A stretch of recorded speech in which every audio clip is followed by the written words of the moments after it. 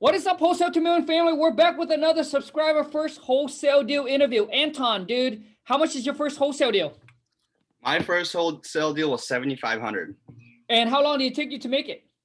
So I actually got the lead in 3 or 4 days, but it took me 3 months to close actually. Okay, you got deleted in 3 to 4. I did. So last year, got into it. I was a junior in college. Was playing Xbox every single night during Corona. I felt like a bum. I've been working ever since I was 14. I'm first generation here. My mom's a very hard worker, single parent. So I worked every single summer, and last year I couldn't get an internship. So I was like, what do I do? Couldn't. I started applying everywhere. Probably did like 150 applications. Realized that a lot of companies are just not taking students, or they're just kind of waiting to see what's actually going to happen with Corona. I couldn't wait. I love money. I wanted to make my money, right? So I looked up on Google how to make money, started going on Instagram. I actually saw your first TikTok back in March or February, right? And I was like, who is this guy, right? You were like, let's go get this money. I'm like, damn, like he does this all the time. So I looked up wholesaling, kind of looked into it, realized what it was, and I was like, okay, maybe this is something that I want to do. I eventually ended up buying like a course after going through the guy students. I hit up everyone I knew just because I didn't want to, it was my last $1,000. You couldn't just throw it out. Sure. But I took the leap of faith, did it. I think I made like 400 calls in the first, like every single day for the first 3 days until I got my first lead. And the guy was like, you guys never call me back, blah, blah, blah, blah, blah. I'm like, look, sir, I'll call you back in 10 minutes with my offer. If it works, it works. He's like, all right, cool. So basically, that's how it happened. Ran my numbers. I got him down $1,000, negotiated him down to 44. He was asking for 45. And I was like, I don't know, maybe we can do 39. I still wanted to negotiate, kind of be the salesman, but I couldn't negotiate him down too much. I only got him down to 1,000. Ended up selling it for 50, what is that, 54, 52, 55, and had a buyer in probably 2 days. And I was like, wow, that was quick. I was like, this is what I'm made to do. Bro, dude, how old are you now? So I'm 22. I was 21 last year. I turned 22 in December, and I just graduated college as well. Bro, congrats, dude. And so what are you studying in college?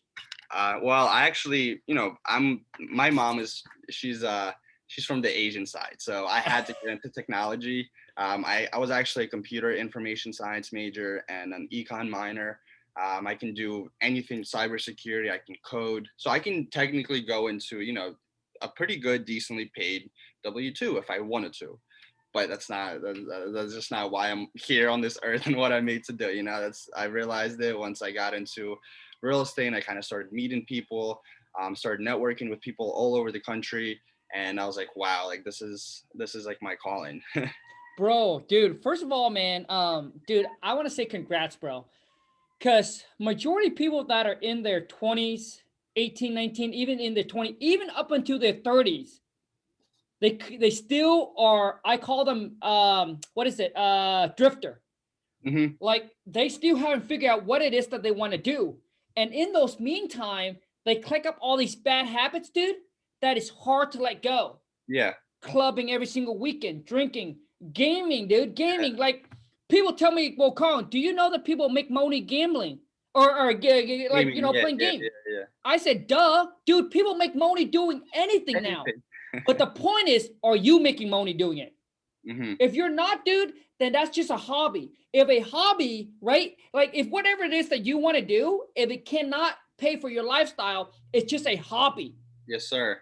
Exactly. So, because people say, oh, Khang, dude, yeah, people can make, like, yeah, dude, there's, what's his name? A ninja, right? Ninja. Yeah. He makes a boatload of money just playing video game. But, dude, you got to be so good at it. Most people only want to do what is easy.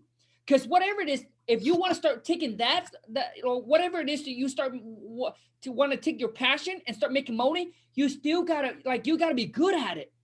Of course. Otherwise everybody would have made money playing video game. But exactly. It's not. Most people just play it because you're too lazy to go and do anything else. Dude, it's just like Anton, just like what you said, dude. When you're playing that video game all the time, you feel like a bum. Mm-hmm. Bro, Dude, there was time in my life too, dude. When I was growing up, I played Mario Kart and Mortal Kombat. You know, and I see 1 year go by, 2 year go by, and my life was still the same. Exactly. Dude, I feel sad, dude. I feel depressed. I feel down. Because I don't want the next 5 years of my life to be the same as my last. Mhm. I hated it. Exactly, and I'm 22, so like I was 21 at the time, so I was like, okay, I have a year of college left, but I'm a good employee, I guess, you know, when I had to be an employee, but I hate being an employee. I hate having someone to work for. So I knew that the time was approaching, and the whole entire year. This is also crazy because mentality and just the art of manifestation is very true and very real. I kept saying the whole year before that, like my birthday's in December, I was like, I'm gonna be a business owner. I'm gonna have a company. I was like, I have no clue what it's gonna be, but I just know that I will have it, and I know that I'm gonna be, you know, an owner. And thankfully, in the next 6 or 7 months, you know, the universe kind of aligned me and opened up my doors a little bit, you know, and it kind of, if I never took that leap of faith and spent I literally had $1,000 and like $200 in my bank account. I was like, you know, I was like, whatever. If I lose it, I lose it. But I'm one of those people that if I spend money on something, I'm gonna make sure that I get it back or more. You know what I mean? So Bro, 100% agree with you. Because a lot of times people don't understand this. That when you start having skin in the game, you start taking things more serious. Because it doesn't come for free. It's not like, you know what I mean? Like when you start exactly, having some skin in the game, you be like, hey, dude, I put up $1,000. I ain't gonna lose that shit, man. I'm gonna get it back. exactly, exactly. And dude, I heard Uncle G said this. Someone interviewed him and said, "Hey, what should a person do with a couple $100 or even $1,000?"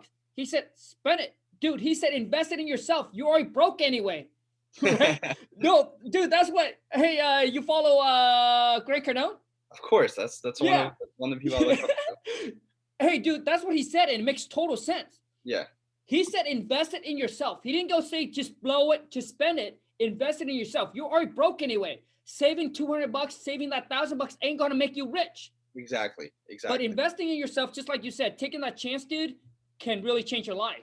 But I just like kind of knew that this was, you know, obviously since people are always like, oh, like real estate's number one thing to get into. Yeah. I'm wondering, why don't people do this earlier? Like, why don't they try to get into it without having to wait 5 or 10 years, without having to save up money? I was like, there's no way that there's people right now sitting on their ass and not making money, you know, during Corona. So I think like wholesaling blew up in general because of obviously TikTok and things Yep. like that. But I think it's a great way to, you know, build that cash, and obviously taking that cash and investing into, you know, like you have probably investment properties, you're investing in building, developing. So it's all in the future, but it's definitely a great way. I'm meeting so many people right now. I love talking to older people. I love talking to lenders. I love talking to attorneys. I'm actually, you know, buying 2 houses from an attorney Whew. right now, but he has 13 a portfolio of 13 houses. So I might even sell or finance the rest, you know, 10 of them, because he doesn't need the money. He said, I have more than enough money to live for the rest of my life. And, you know, my wife used to take care of these. His wife passed away. So now I'm kind of, you know, talking to him, and he's giving me tips, and I'm like, perfect. So he's giving me tips. I'm making money off of it, and I might even buy his other houses, obviously. So it's a win-win situation. You know, you're solving people's problems, so helping everyone out. And I just love it. I love connecting. Bro, dude, man. When I talk to you guys that are in your 20s, man, and you guys are out there hustling and making it happen, dude, I get super inspired.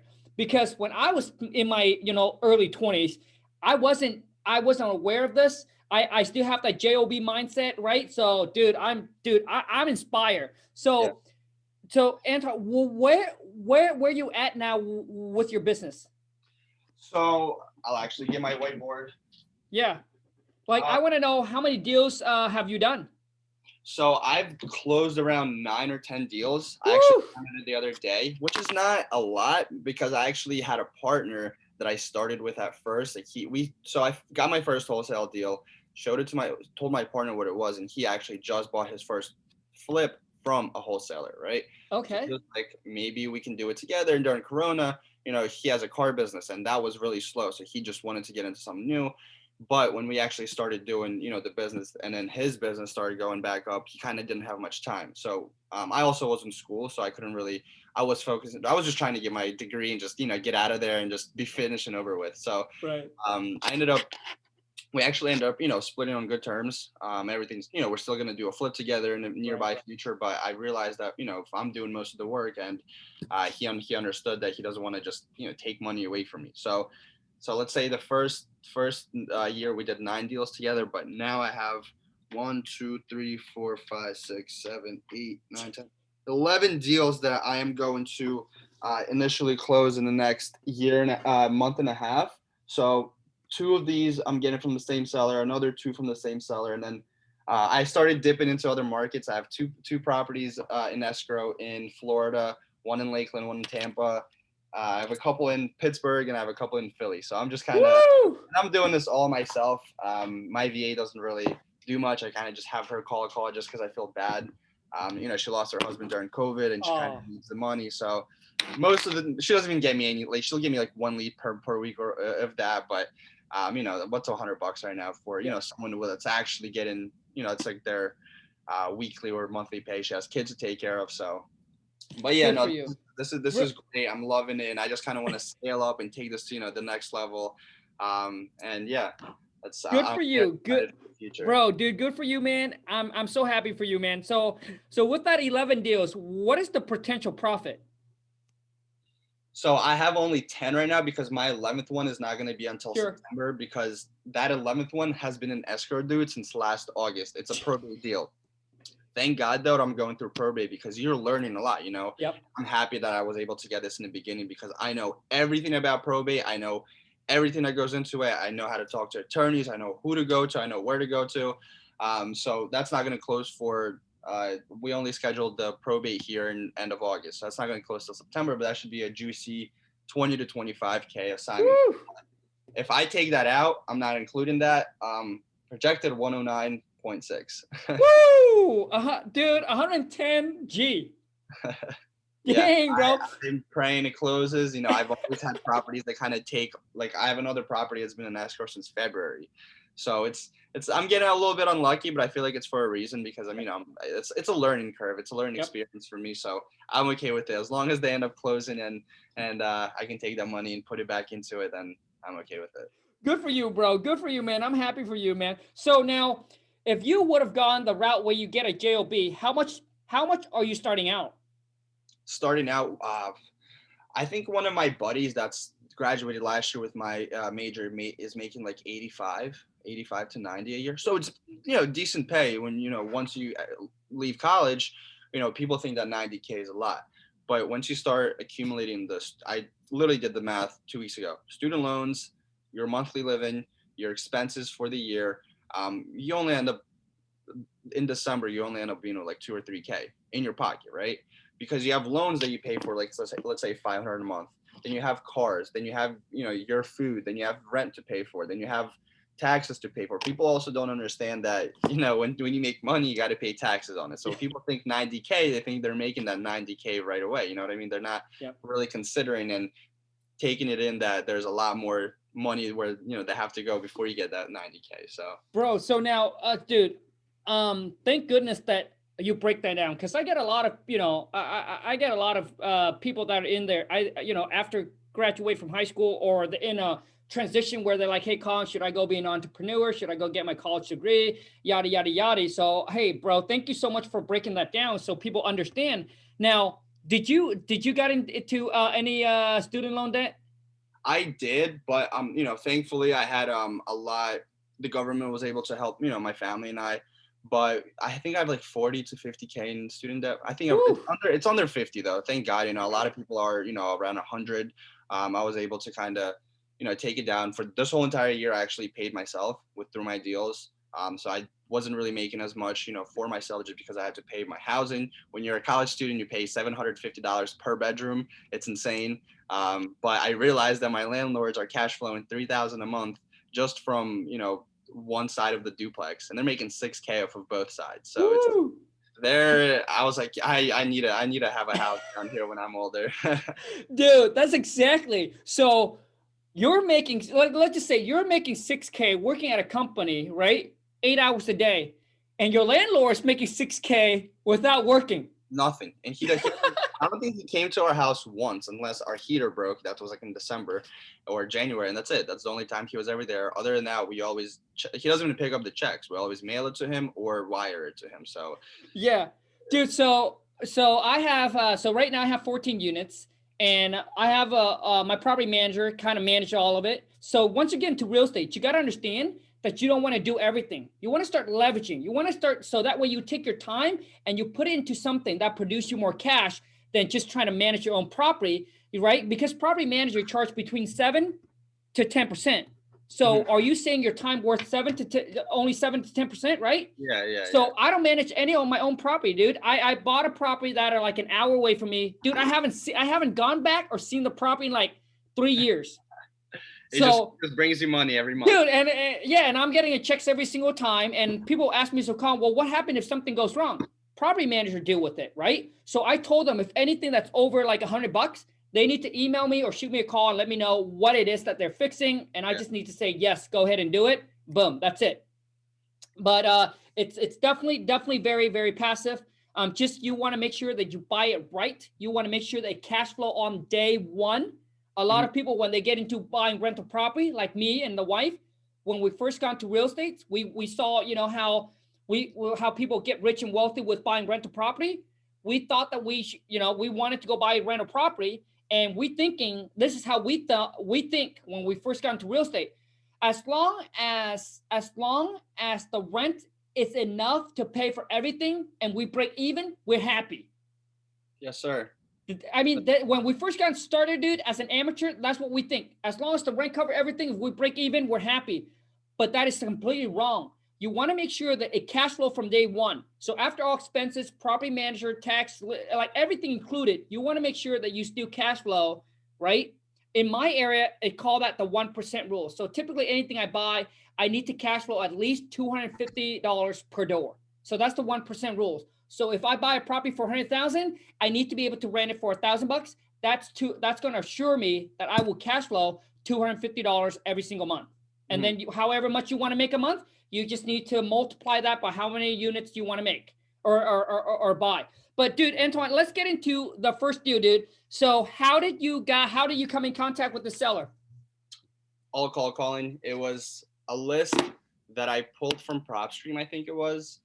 And like I said, my first couple of days, I needed to get $1,000 back. I made probably 300 to 400 calls every single day, morning to noon. Just I was getting a little bit frustrated just because a lot of them were no's, and they were getting mad at me, and I was like, why is this happening? But then I kind of, a couple of months into it, I realized that everyone's doing this right now, and everyone's calling them, so it's the same exact numbers. But yeah, I got it.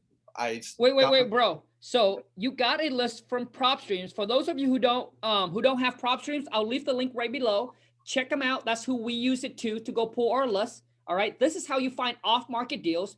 So you come in contact directly with the property owner. You get a 7 days free trial with them. After the 7 days, if you don't like it, you can disconnect. There's no string attached. But man, they have the number one data. Okay.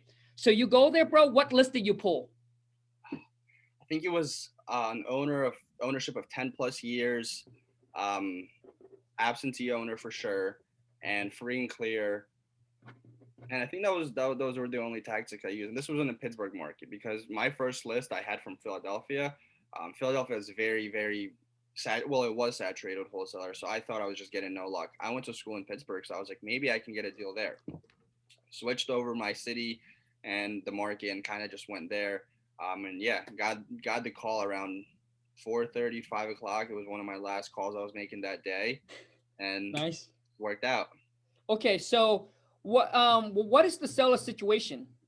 So I'm actually buying a second property for him right now, which is awesome. That for you guys, keep relationship with your sellers because you may never know what else they have. This guy he's a landlord. Started out with a couple of properties, and he had this one that he was renovating. Never finished renovations on this because he had other properties he was also doing at the same time. And when Corona hit, he kind of started freaking out. Didn't know what was going to happen with the market, and he just wanted to basically sell it. Um, I think he bought it for around 34, put 6K into it, so he was all in around 40. Didn't do much in the property, but he wanted to make 4 or 5K off of it. So he wanted to sell for 45. I looked up on a prop stream, ran my numbers, and I saw that the ARV was around $110,000. I called my buddy who, does flips because I had no idea what repair cost was or anything like that. So I was like, hey, what do you think this needs? I just threw out 10K out there. He's like, no, I'll probably need closer to 15, right? I was like, 15, 20, decent. I posted it all over Craigslist and Facebook. A lot of people on Facebook were kind of rude to me. I don't know why. Maybe because I was just new and just I thought the ARV was 135. They were like, no, maybe 120. I was like, okay, whatever. It doesn't make a huge difference. But I ended up finding a buyer on Friday. I logged this up on Wednesday. Found a buyer on Friday from Craigslist. He went out there Saturday morning to go take a look at it. He liked it, and boom, he said, "I'll take it." Nice, bro. Okay, so now what price did you lock it up in a contract for? 44. So you lock it up for 44,000, and you send it out to the buyer for how much? I sent it out for 62 because my buddy told me the golden rule: you can never go back down, but you can always go down in price, but you can never go back up in price. So I marked it as high as I could, and then I got negotiated down to 50. I guess 50, what is it, 52? I initially signed it at 57, and then he had a camera sewer inspection in Pittsburgh. You kind of need that just because of I don't know, the sewer sometimes is very bad, and that's something that they consider a lot. So he ended up negotiating me down another 3K, I think.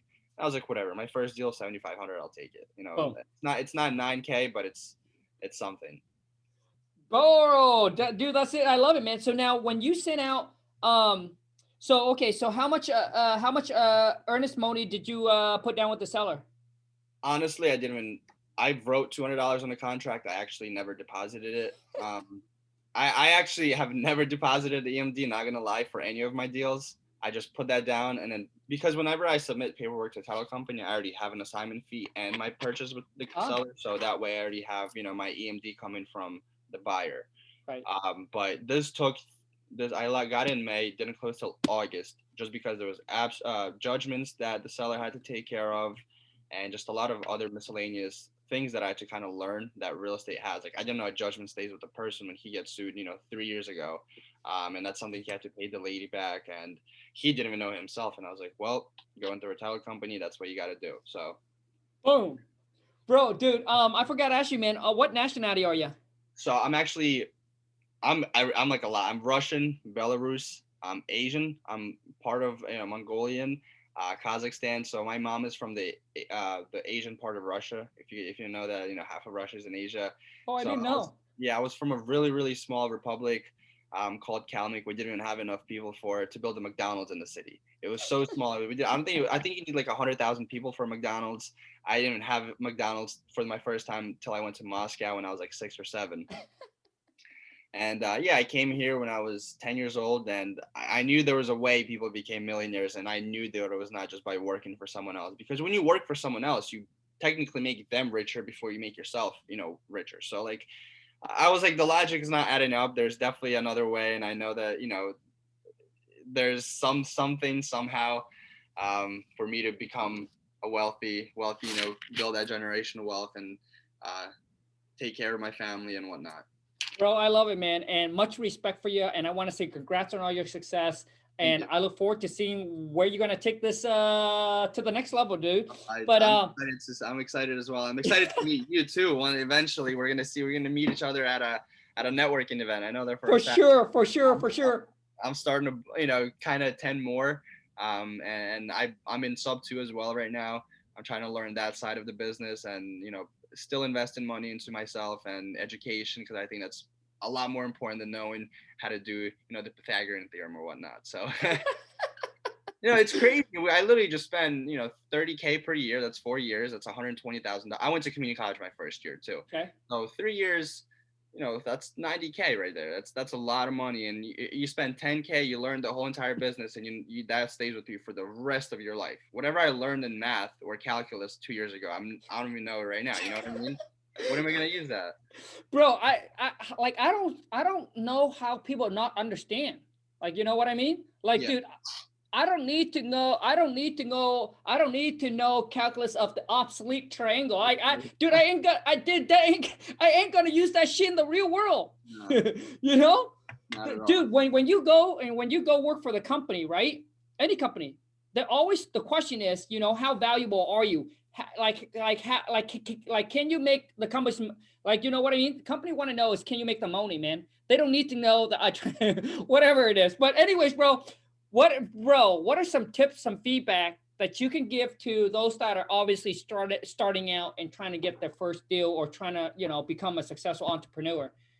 So one, don't be scared. I think everyone just has to take that leap of faith. I know that there's a lot of people that are, analysis paralysis. There's no need to do that. I think I read like a Instagram post the other day that says someone who has been studying something for 3 months is in the same exact spot, but someone who, started 3 months ago is in a completely different spot than they were 3 months ago. Because once you start learning and just taking that action, you learn way better, with actual experience. That's why, jobs require an internship, because they don't care what you learned in school. They care what you learned at the company. They care what you learned how to work for someone. I don't want to work for someone, so I'm learning how to, manage my own company and things like that. But I think it's most important as well as education. Everyone went to school, like, you have your own course. If people don't even have a deal and want to get into it, why not buy your course? That's something that if I knew you back then, or even if you had a course, I would have done it, just because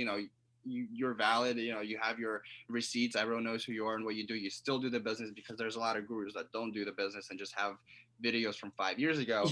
But I think it's just, I still, I just paid $10,000 for a mentorship, just because it's something that I know will make me way more, like, millions, and it's going to teach me and connect me with a whole other side of people. And I think consistency, if you do it every single day, there's no way you're going to be in the same spot that you were 90 days ago. You know what I mean? Boom. Consistency is the most important. Bro, I love it, man. And a lot of people, I think people need to understand this. When they invest into something, right? So people be like, well, dude, you charged $1,000 for that, or whatever it is, right? $500, $1,000 for that. So but, oh, dude, I got no money for that. Oh, but I got money to go get a new iPhone. But you ain't gonna do shit with it. You know what I mean? Like, that phone ain't gonna make you money, because all it is you just go on there and you just, you're not using that to generate you money. Exactly. If you don't know how to make Wi-Fi money in 2021, you are doing it very, very wrong, and you got to step it up, or you got to learn or something. Because dude, I completely agree. And people also, I think another thing that people forget is they always think about what you're losing instead of what you're gaining. Just like what you mentioned. Oh, you know what? I'm losing 10 G's. Dude, but what are you gaining from 10 G's? So much valid. You know what I mean? Like, you gain this knowledge that can make you 10 G's over and over and over and over again. Like people are like, how do you not understand that? Dude, people keep on thinking like what you're losing. Oh, I'm losing out on this. I'm losing out on this. Dude, what are you gaining? The potential of that investment can make for you. Exactly. And, so us being young right now, like, your following is very young generation. They have to understand that we're way more advanced than your generation is, right? Oh, absolutely. It would take me a minute to 2 minutes to find something online that would take you, or someone that's 67 years old, that would take 30 minutes. You know what I mean?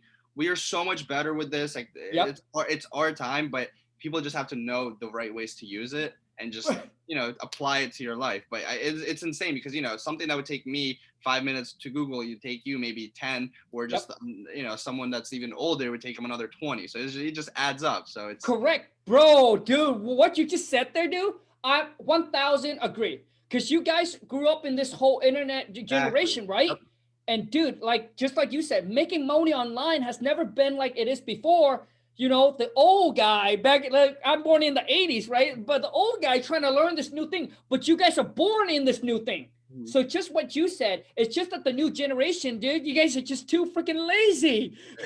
Lazy and just too scared, and just too afraid to kind of take, people back then would be losing money for like 5 to 10 years before they even saw, profit in their business, and they would be okay with it. And people nowadays start losing $5K in the first 5-6 months, whatever it may be, and they start to get scared and kind of are done with it. They're like, okay, if I'm losing money, I'm not doing it. And it's just, bro, okay, dude. So let me tell you this, okay? Way back then, social media wasn't like this. You cannot take an ideas and build a business out of it with no money. You can't do that. So you have to open up a shop, right? You have to open up a shop. So you got to invest the money into open up a shop. then you got to be at the shop for a while to start building up your client, right? Because nobody knows you. You got to spend money on marketing, right? You got to pay for newspaper, TV ad, or whatever it is, all right? Or you got to hand out fly, whatever it is.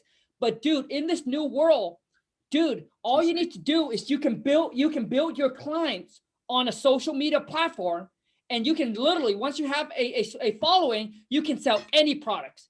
But people don't understand that. Like back then, if you want to sell something, right, you got to invest money, you got to open up a store or whatever it is. Nowadays, capital. Yeah, correct. You need capital, right? Nowadays, dude, you don't need to.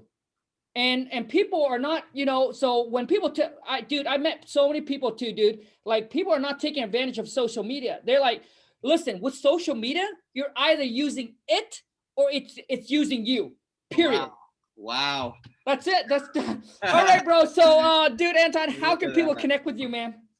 My Instagram is Anton_Tamkovich. You can find me on Facebook and just my name, Anton Tamkovich. Reach out to me if you have any questions, JV deals. I'll find you a buyer, lender, whatever you may need. I have partners all across the country. Hence, invest in yourself, buy courses, whatever you think, of them. Do not think that they're bad. It's only for yourself, and it's going to be, anything that you do with your life only benefits you. It doesn't benefit anyone else. So I think, find me on social media, Facebook, Instagram, Twitter, just my name. Boom. Anyways, you guys, I want to say thank you so much for watching. Anton, thank you so much, dude, for your time, man. I wish you massive success. And yes, one day I'll see you at a mastermind. 100%. Take care, bro. You too. Thank you. Ciao, dude.